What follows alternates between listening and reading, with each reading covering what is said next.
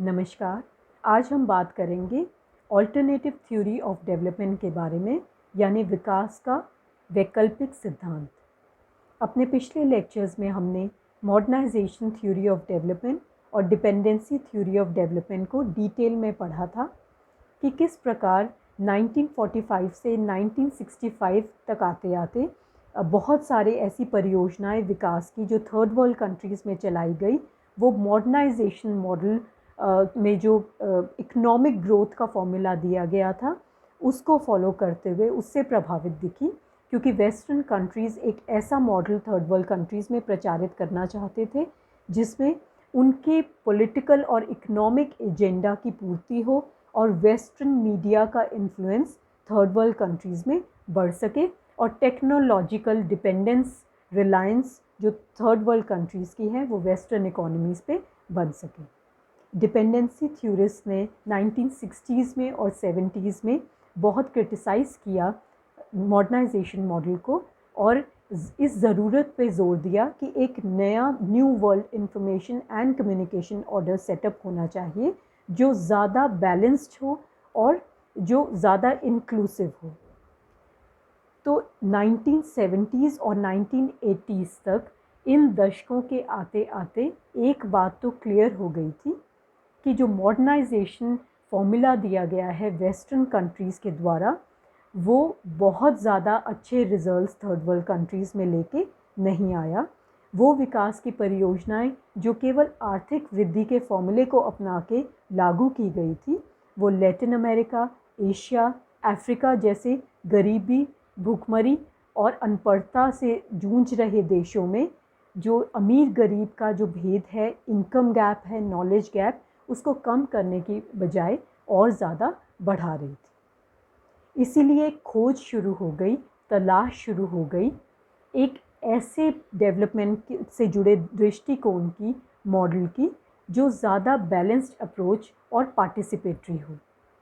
क्योंकि इस बात को 1970s तक और 80s तक आते आते जो थर्ड वर्ल्ड कंट्रीज़ के खासकर थिंकर्स हैं, थ्योरिस्ट हैं, यानी बड़े बड़े चिंतक थे, उन्होंने एक बात समझ ली थी कि विकास कोई भगवान का प्रसाद नहीं है जिसको गरीब समुदाय के हाथ में या थर्ड वर्ल्ड कंट्रीज़ के हाथ में वेस्टर्न कंट्रीज़ इस विकास रूपी जादुई फल को रखेंगे और रातों रात गरीब देशों के जो लोग हैं वो अमीर बन जाएंगे, विकसित हो जाएंगे। और विकास की पराकाष्ठा केवल आर्थिक वृद्धि से जोड़कर नहीं देखी जा सकती। इस बात को 1970s और 80s तक आते आते बहुत ज़्यादा ये बात क्लियर हो गई थी कि कोई फिट ऑल फॉर्मूला नहीं है जिसको western countries third world countries में थोप देगी। जैसे एक ड्रेस वो एक्सपेक्ट कर रहे थे कि डेवलपमेंट नाम की ये यूनिफॉर्म हर साइज़ के व्यक्ति को वैसे ही आ जाएगी,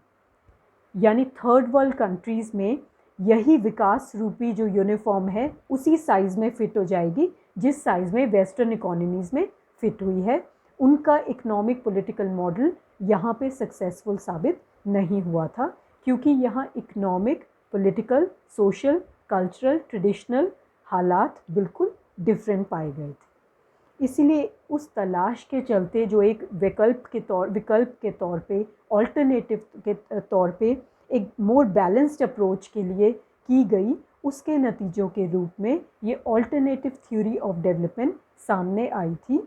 ये दरअसल हम कह सकते हैं कलेक्शन ऑफ थॉट्स था उन सभी थिंकर्स का जिन्होंने 1970s और 80s में जोर दिया कि जो ग्रोथ है, डेवलपमेंट है, वो केवल इकोनॉमिक ग्रोथ का नाम नहीं है। पैसे कमाना, अच्छी जीडीपी होना किसी कंट्री की, सिर्फ तभी किसी देश को हम विकसित नहीं कह सकते। और उन्होंने इस बात पे जोर दिया कि विकास में अगर हम इसको सिर्फ बेसिक नीड्स के सेटिस्फैक्शन से जोड़ें, एक छोटा सा एक व्यू पॉइंट ये भी निकल के आया था कि यदि एक व्यक्ति की, उसके परिवार की जो बेसिक नीड्स हैं, रोटी, कपड़ा और मकान, इतनी भी सेटिस्फाई हो जाएं तो हम कह सकते हैं कि एक देश विकसित है। लेकिन इससे जुड़े और पहलू और दृष्टिकोण सामने आए जिसमें इस बात पे जोर दिया गया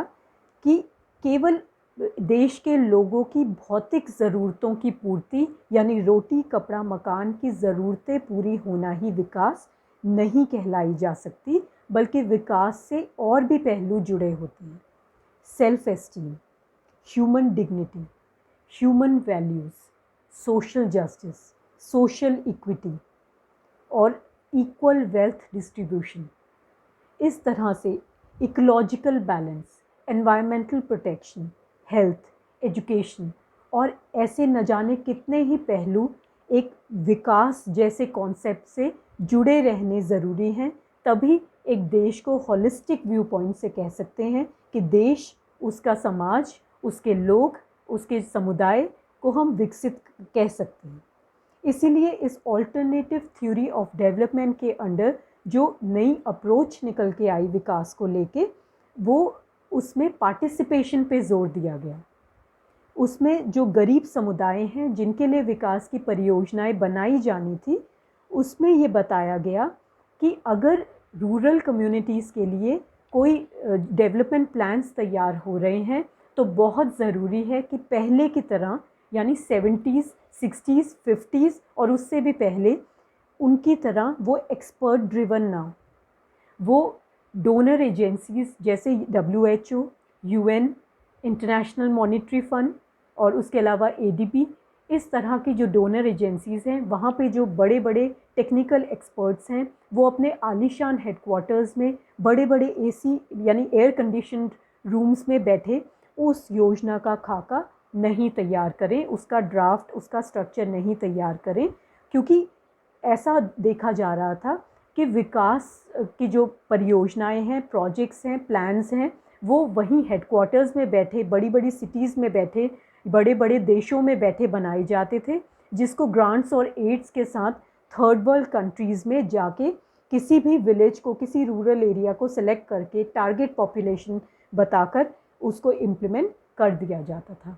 क्या परियोजना है, इससे क्या बेनिफिट्स मिलेंगे, किस किस को बेनिफिट्स मिलेंगे, ऐसी ज़रूरी सूचनाएं केवल मास मीडिया के थ्रू, रेडियो, टेलीविज़न और न्यूज़पेपर के थ्रू गरीब देशों में पहुंचनी, जो गरीब देश के जो मार्जिनलाइज सेक्शंस हैं, जो रूरल कम्युनिटीज़ हैं, उन तक पहुंचनी इम्पॉसिबल थी, क्योंकि गरीब जो लोग थे वो ज़्यादातर अनपढ़ थे। तो न्यूज़पेपर्स, मैगज़ीन्स को तो वो वैसे ही नहीं पढ़ पाते थे। टेलीविज़न 1970s के दौर में तो भारत जैसे देशों में केवल एक्सपेरिमेंटल स्टेज पे ही ग्रो हो रहा था। एजुकेशन और कम्युनिटी डेवलपमेंट के लेवल पे सैटेलाइट ट्रांसमिशन का क्या, टीवी ट्रांसमिशन का क्या फ़ायदा, क्या उपयोग हो सकता है, अभी इसी तरह के एक्सपेरिमेंट्स जारी थे। तो गरीब जनता, गरीब तबके के हाथ में तो इस तरह के मीडिया रिसोर्सेज वैसे भी अवेलेबल नहीं थे, तो वो क्या तो इससे कोई जानकारी ले पाते। कम्युनिकेशन का जो रोल था वो भी वन साइडेड था, टॉप डाउन था, एक्सपर्ट ड्रिवन था। बहुत ही ज़्यादा टेक्निकल लैंग्वेज में ड्राफ्ट की जाती थी कम्युनिकेशन पॉलिसीज़, और जो इन्फॉर्मेशन थी वो इस तरह से प्रचारित की जाती थी गरीब देशों के गरीब समुदाय में, रूरल पॉपुलेशन में, जैसे लोगों का रोल केवल इन्फॉर्मेशन रेसिपिएंट्स का है। they were only being viewed as mere information recipients या फिर beneficiaries, यानी जिनको इस योजना का मॉनिटरी लाभ मिलना था, केवल उनको उसी दृष्टि से देखा जाता था कि जो कम्युनिटीज़ हैं, rural communities, they are only target audience, they are only there to listen to the policies made by the experts. तो कम्युनिटी डेवलपमेंट की योजनाओं में पार्टिसिपेशन नील के बराबर था 1970 के एंड तक। इसीलिए 1980 से जो वर्ल्ड थिंकर्स हैं, डेवलपमेंट थिंकर्स हैं, तो और जो प्रैक्टिशनर्स हैं, अलग अलग देशों में इस बात को रियलाइज़ किया गया कि बिना पब्लिक पार्टिसिपेशन के, बिना कम्युनिटी पार्टिसिपेशन के, बिना टू वे कम्युनिकेशन के विकास की परियोजनाएं सक्सेसफुल नहीं हो सकती। इसीलिए प्लानिंग और इम्प्लीमेंटेशन में जो गरीब समुदाय के लोग हैं, जो रूरल कम्युनिटीज़ हैं, उनकी इन्वॉल्वमेंट भी ज़रूरी है, उनकी पार्टिसिपेशन भी ज़रूरी है। उसी के साथ साथ जो कम्युनिकेशन का रोल सामने आया कि मास मीडिया अकेले अपने दम पे लोगों तक जानकारी पहुंचाने का काम नहीं कर सकती, उसमें उतना पोटेंशियल नहीं है। सिटीज़ में सक्सेसफुल हो सकता है, लेकिन केवल मास मीडिया का उपयोग करके गांव-गांव तक परियोजनाओं की सूचना नहीं दी जा सकती, क्योंकि उनके पास ज़्यादा एक्सेस नहीं है रिसोर्सेज का, मास मीडिया रिसोर्सेज का। इसीलिए जो कम्युनिकेशन के दूसरे नेटवर्क हैं, जैसे इंटरपर्सनल कम्युनिकेशन नेटवर्क, व्यक्ति से व्यक्ति का संवाद, और उसके अलावा ट्रेडिशनल मीडिया, नुक्कड़ नाटक आदि। तो इस तरह लोकल कल्चर और लोकल ट्रेडिशंस की ज़रूरतों के हिसाब से उसको सूट करते हुए कुछ नए कम्युनिकेशन के नेटवर्क खोजने चाहिए, और face to face interaction, dialogue based, knowledge sharing based,